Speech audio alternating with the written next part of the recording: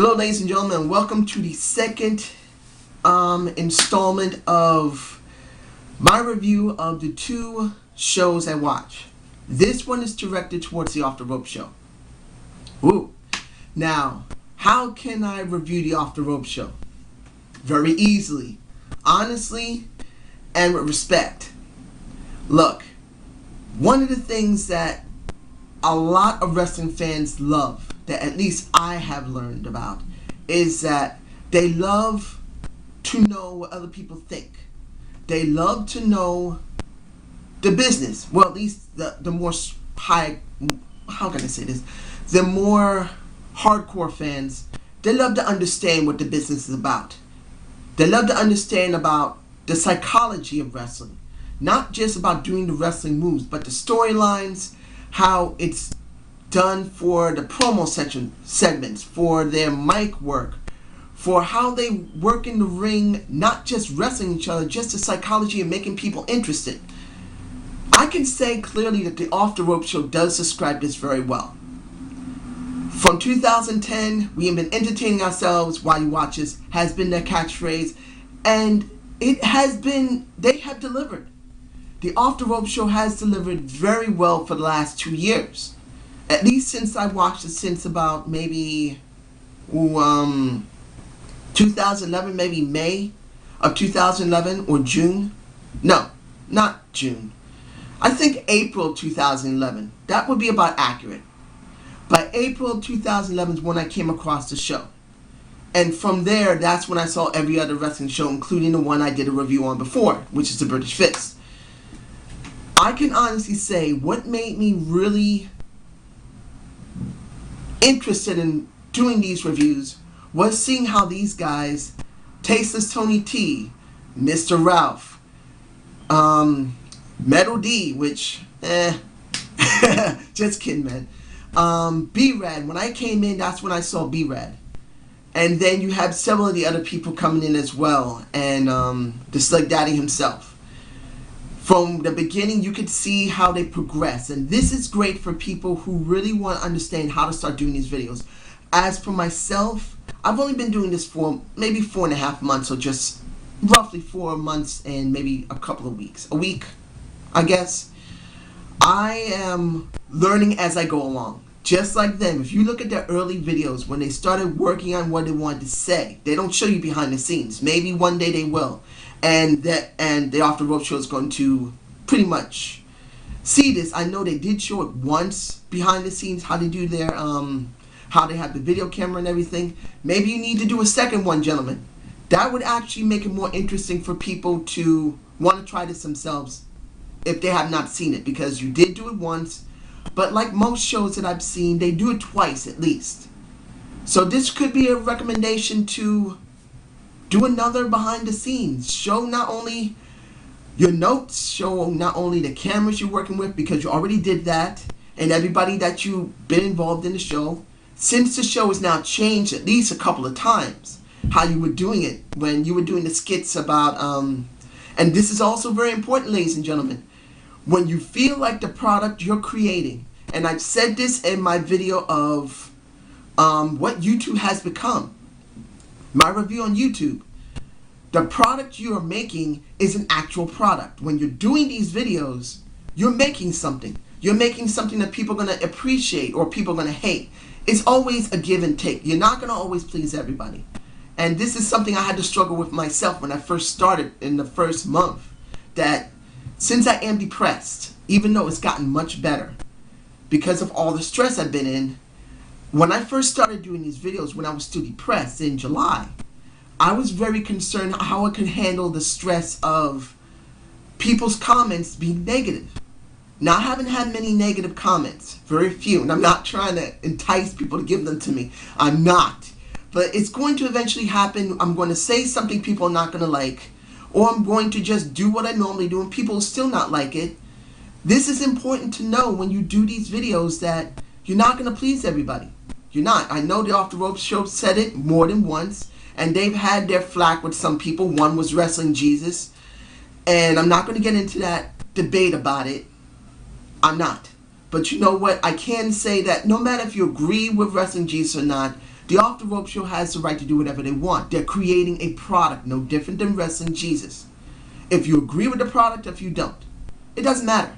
But this is what they're doing, as I'm doing myself. And this is part of doing the review for me. So this would help me. As I said in my first video with the British Fist, this video is to show what the impact of this channel has done for me, as well as the work they've done. They've done great work when they did the Survivor Series review. They've done great work when they did their reviews of SmackDown, and reviews of Raw, reviews of WrestleMania.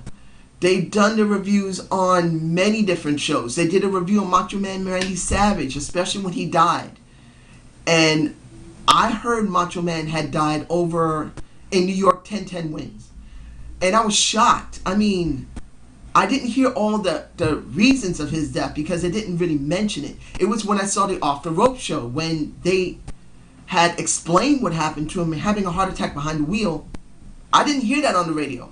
And even though it was said on the news later that day, I really got a more better perspective from someone who is a fan.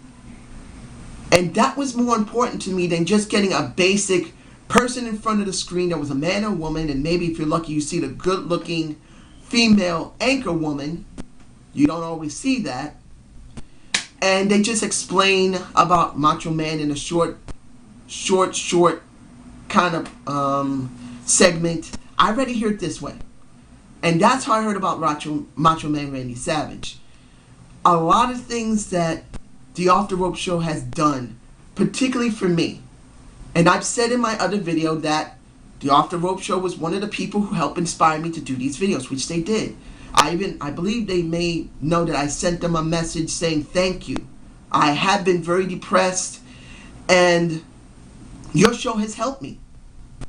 And I meant it. I mean, I'm not just someone who just likes the videos and I'm trying to like get favor from them to try and get people to come to my video. I mean, that would be kind of cool if they would mention me in one of their videos. I'm not asking for that, and I'm not going to. This is not about that. Right now, both the favorite shows I like are going through transition now. They pretty much have gotten burnt out. The Off the Rope Show has gotten burnt out, as I said with the British Fist. They love doing wrestling. They talk to each other. I know Mr. Ralph has talked to Mr. Parkin. I've seen his video talking with him over Skype. Unfortunately for me, I can't do Skype right now because I don't have a webcam and my internet's not so good on this new crappy laptop, which I'm saying I'm happy to have a new laptop. I spent like about $100. It ain't great, but at least I got a laptop working. But my old one, I couldn't do Skype on that because it wasn't working with the webcam. But I've seen them do it. I've seen that they talk to one another. I know they communicate back between one another. And with the Off the Rope Show, I thank them for what they gave me. I mean, I wouldn't be right now doing this if it wasn't the Off the Rope Show who started my interest in really understanding what wrestling's about. Because by the time I saw the Off the Rope Show and the subsequent shows of the British Fist and anybody else I've taken at least a couple of brief looks at, I've never thought of how wrestling really was. Not until I saw these shows did I finally understand what's going on behind the scenes, how the people work and everything like that. I mean, I liked wrestling, but I never really understood it.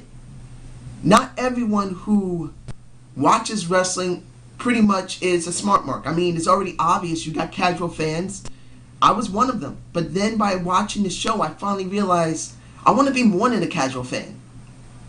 I don't mind being above average fan. I don't expect myself to be as great as these gentlemen on the Off the Rope Show. I don't. And from what I understand, you can't always know absolutely everything about some business. You're always going to keep learning about it. And I'm sure I'm going to keep learning about it. But I'd rather just expect myself to be like, you know what, I'm going to learn whatever I can learn. I don't expect myself to be an expert. I'm not. If I did, I would lose interest. And I don't want to lose interest in what I'm doing because I actually love doing these videos. Not that I can hearing myself talk, but I do have opinions. My opinions now I find are actually valid. I mean, I'm just putting in myself in this because this is how I feel.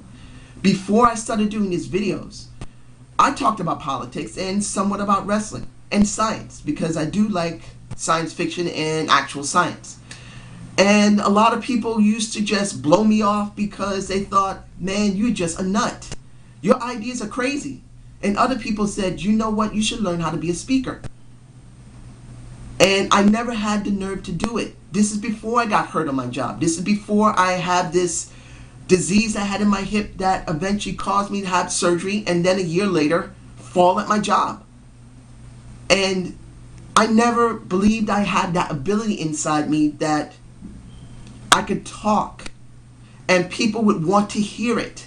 Because talking to someone one-on-one is one thing, but talking in front of a massive amount of people, even if it was 10, 20, 100, that takes a lot of courage. Doing these videos, there are some people don't understand. With some people, and I was in that category, I was a shy person. It actually scared me sometimes to actually talk in public. Unless it was something extremely passionate that pissed the crap out of me, that I'm going to say, dude, you're not fully accurate about it. This is what's going on. This, that, and that. And then even if I hear, man, you're nothing but a piece of crap, which has had happen to me, even when I gave factual, fair, straightforward answers, I would get bashed for it. And that would make me very afraid to even try again. But I realized if I have something to contribute, if I believe that I can actually say something, I need to keep working at this. The Off the Rope Show, with their good back information, with their passion and their love for the business, helped me to start my journey to reach this point. They did help me. I'm saying there are more than a few shows after the Off the Rope Show that actually inspired me.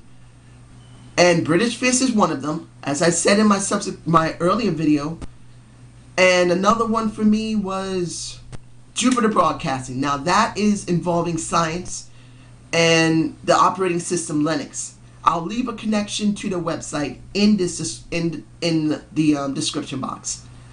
But I can thank directly the Off the Rope Show, because they are the first ones to begin to help me want more. The other shows kept it going from their beginnings. Now I understand that the Slick Daddy's burnt out. I'm sure Tasteless Tony T and Mr. Ralph are burnt out. They're tired of the product of the WWE. They like TNA because TNA's been, and you can say what you want about TNA not being a great product. It still needs work. It still has problems. But you know what? They're doing better work. And as I said in many of my before videos, that right now the WWE is watching TNA right now. And TNA, it doesn't even have a close of even a tenth of their share, at least by my understanding. WWE is here. This is the bottom line. TNA may not even be here. It may not even be near even 20 or 30% of what the WWE can bring in weekly, monthly, yearly. But it's not the point. The point is that they're producing a product, even with some pretty bad moments, it's still better. And right now, the Off the Rope Show is going to be working on that for the moment. And I know that the Slug Daddy's taking a break for about a month because he's been doing the same videos for so long, he's gotten tired. And I say this to you, Slug Daddy. I understand you, man. I understand that this is your love, but you don't want to keep doing it the same damn way. Because I'm not saying that I'm speaking for you, but I can understand it. If I was probably in your position where I'm doing my normal work, wherever I'm working, I'm coming home, and I want to make sure that people who are watching my videos are entertained. I don't want to keep looking over old footage of videos or remembering what I want to remember and then going in front of a camera like I'm doing now, and I'm saying stuff that I'm not interested in even saying.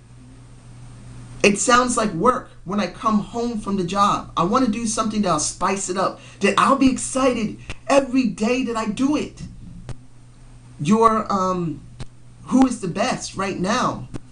No, or sorry, who is better? I don't know who is the best.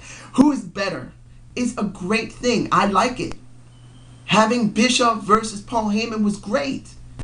Now, I'm sure you're not bored of that right now, but if you did that for more than a year or so, and the format is exactly the same, where you and Tasis Tony T are sitting facing one another, or standing right next to one another, you want to do something different. Maybe you want to do it in someone else's house, so it'll give a different feel.